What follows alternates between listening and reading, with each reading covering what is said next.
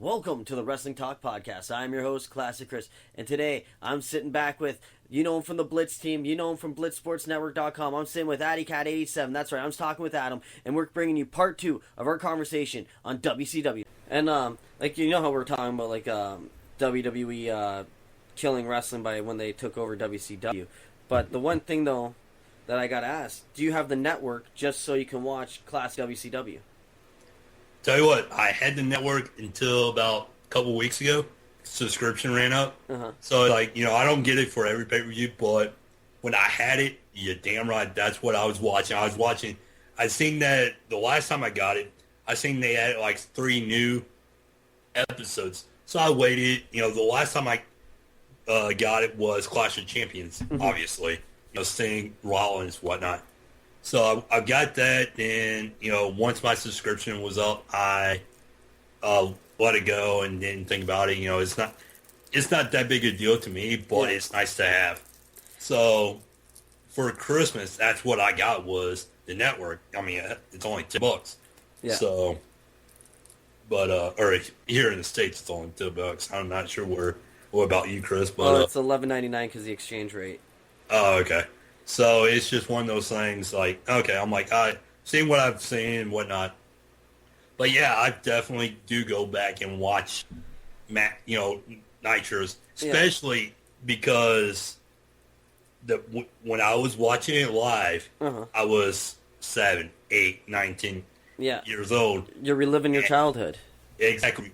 Reliving my childhood and going back and watching stuff that I missed out on because my punk ass had to go to bed an hour after Nitro started, so I missed the last 2 hours, whatever.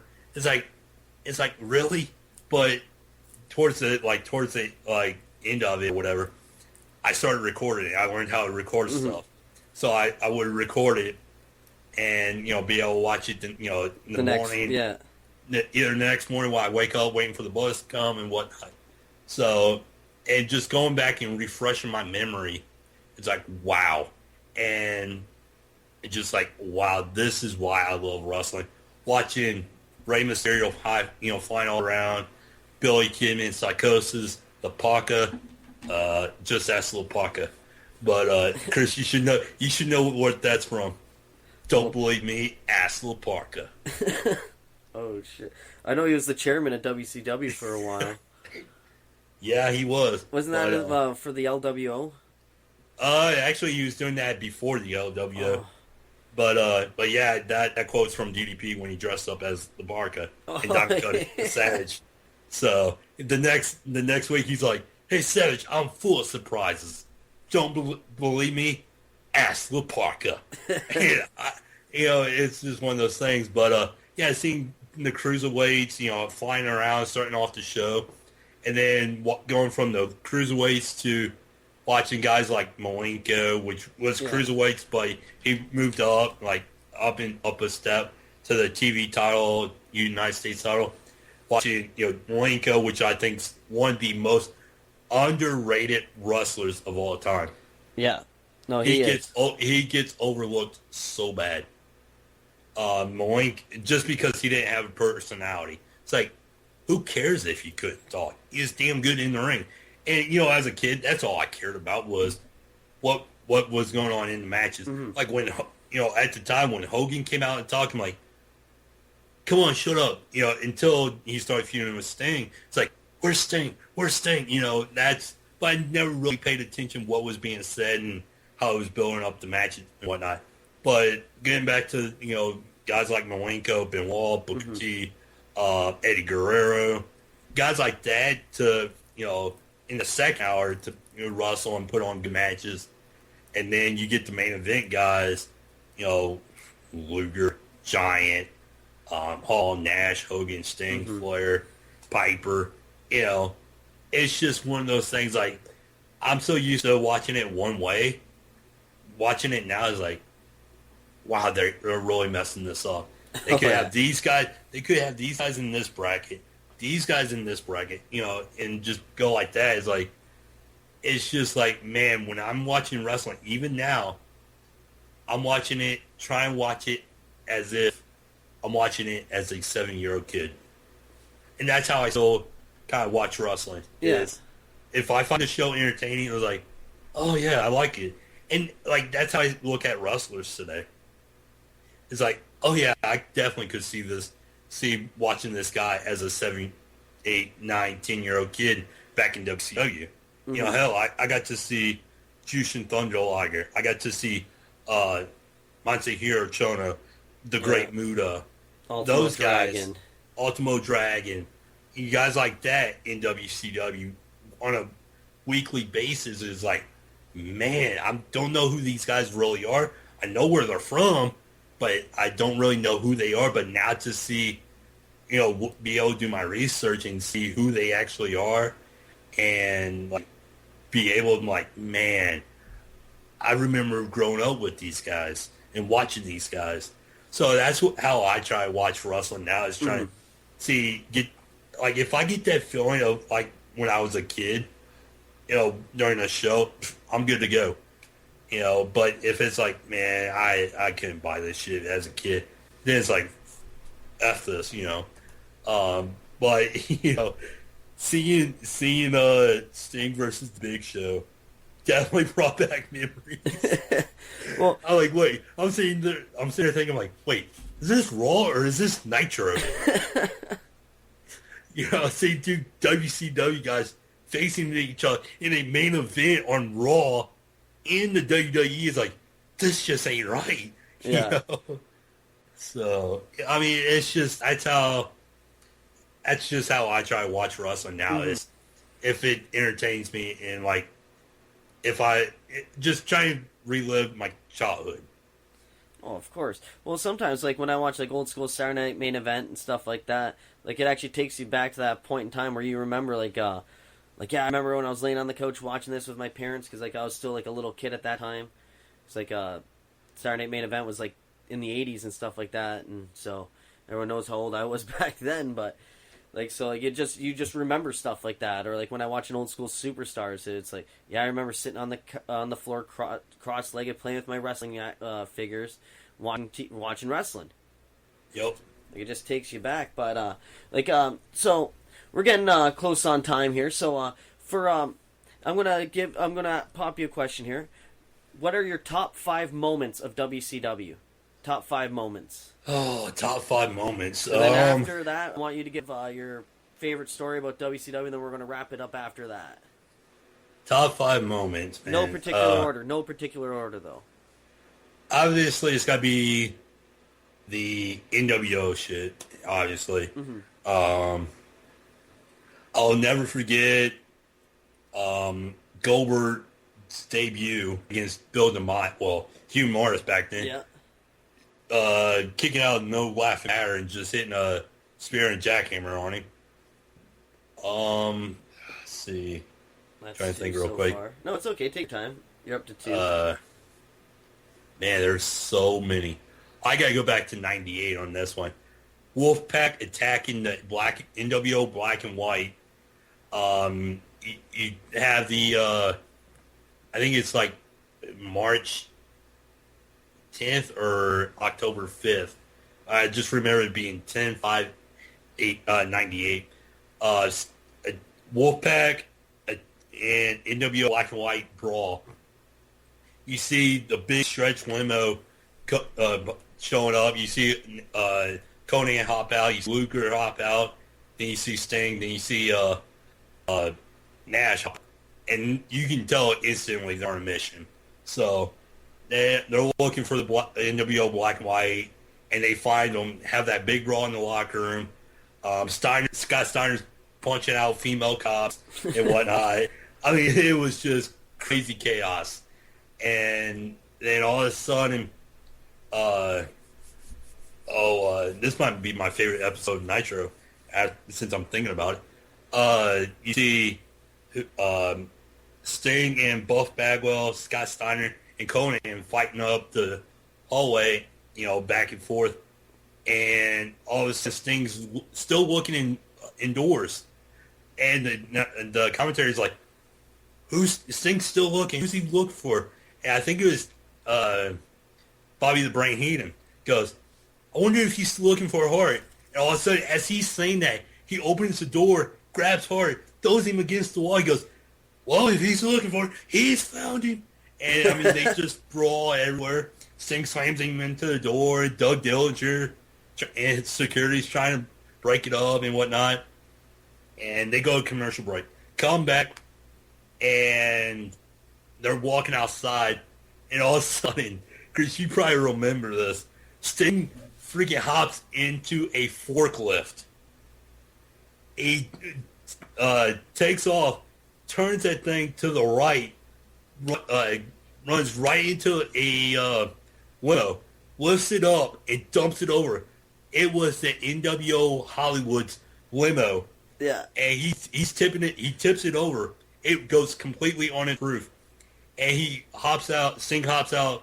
And you see Nash, Luger, Conan hitting it with like pipes and bats and sledgehammers and whatnot. And Sting gets out and goes, hey, Nash, Kevin, sexy, give me a knife. And as a kid, I'm like, what do you need a knife for? And you can literally hear a cop go, what do you need a knife for? He goes, we'll slash the tires. And all of a sudden you see Conan walking around on one side, popping slashing the tires. And you hear Larry Sabisco, hey, Conan is sitting in the hubcaps. Listen to that now. I'm like, oh man, that's so racist. Oh, that's so bad. And so then you see Sting coming along the other side. All you just hear, and the cop's like, put the knife down. And Sting throws his hands up and tosses the knife. And so they go to another commercial, come back, and all four is talking. Mike Today's out there. It's like, so Kevin, what's the plan now? And Sting's like, Kev, I got the U.S. title match with Brett tonight, so I can't go. So Kevin goes, yeah. And he goes, well, Scott's not here, but I'm pretty sure I know where he's at. He goes, he's probably in one of these bars somewhere in town. And they literally go from bar to bar to bar to bar to bar. It goes from high class to low class. And he's out in it looks like middle of nowhere in a dive bar. And they get out and she's like, Scott in there? They're like, yeah, Scott's in here. He's sitting at the bar, and Nash just freaking clocks him upside the head. They're fighting on the, I was going to say announce table. They're fighting on the pool table. Conan's got a pool cue, and to keep the fans off and keep them away. And they go into a bathroom. About a couple minutes later, Nash opens the door, motions the camera. He gives fucking Scott Hall a twirly. I'm like, damn, man. And I believe it was the same night that Warrior did the two-way mirror trick with Hogan, where Hogan's like, I see him.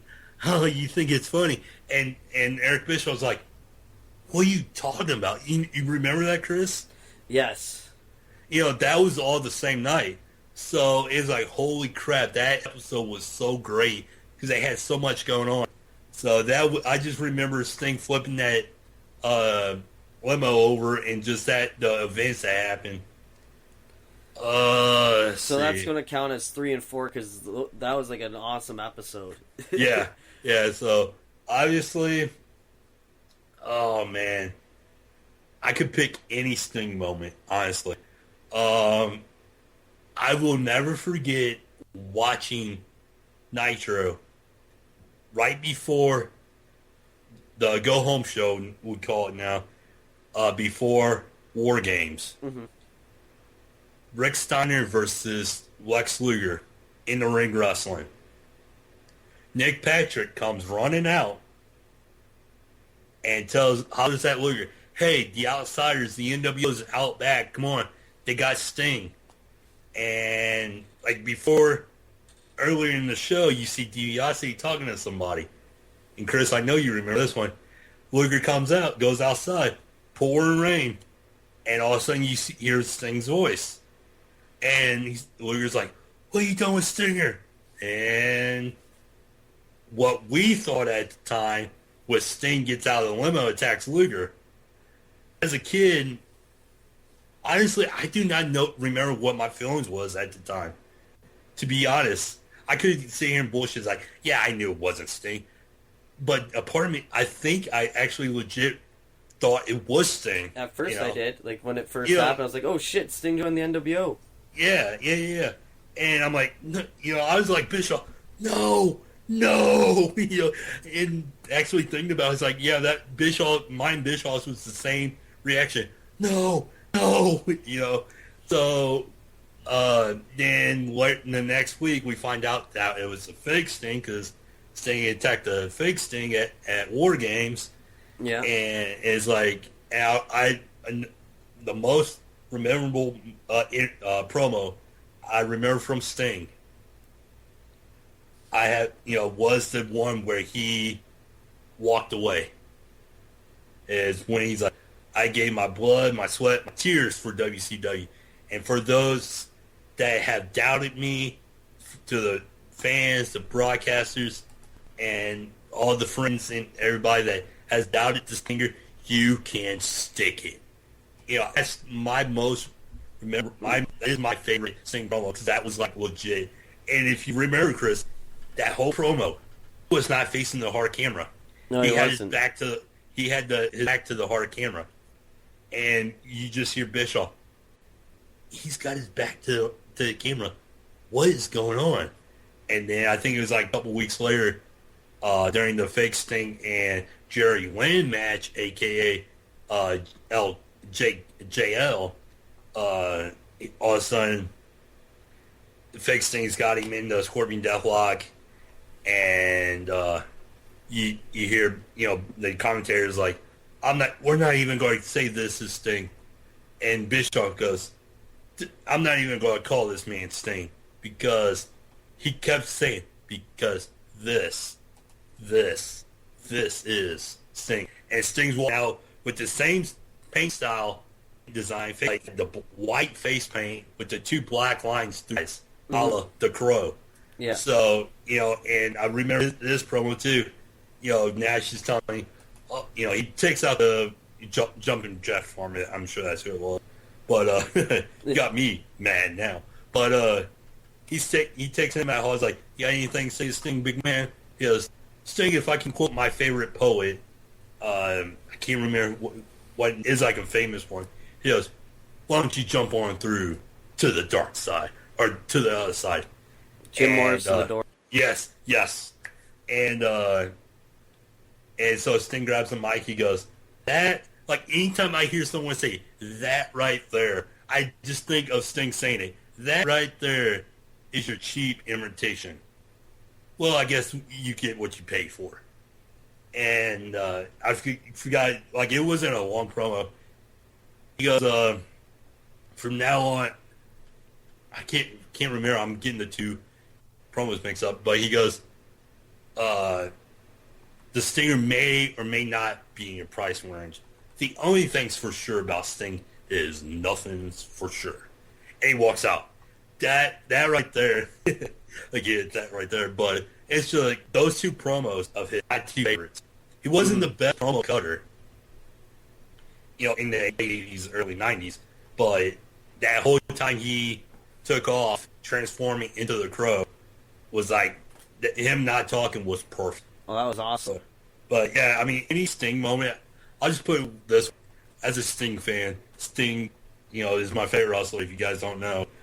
Any Sting moment, doesn't matter if it's talking, wrestling, whatnot, is my favorite moment in WCW. Oh man, I remember an interview a week or two or whatever after Hogan turns heel, and he cuts that promo on Hogan.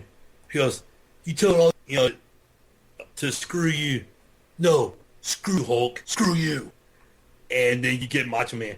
I can't see what I want to say, and he goes, "You take a grain of salt, sand." In this, as much, I forgot how it was, but just the promo between two was perfect. It felt real, and that's one thing.